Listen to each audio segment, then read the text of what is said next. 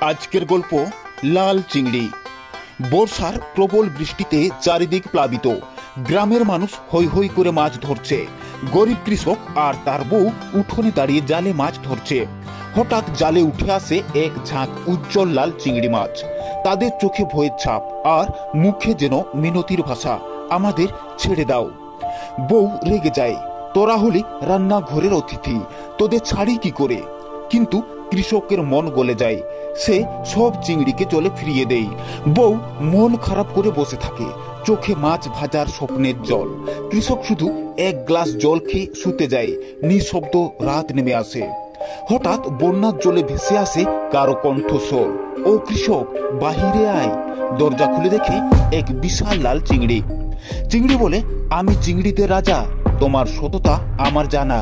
সে এক থলে স্বর্ণ মুদ্রা দেয়, তারপর ঢেউয়ে মিলিয়ে যায়।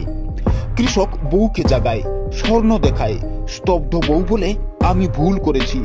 সে লাল চিংড়িকে খুঁজে ক্ষমা চাইতে যায়, কিন্তু চিংড়ি রাজা আর ফিরল না। সততার মূল্য কখনো কখনো স্বর্ণের চেয়েও বড় প্রতিদান আনে।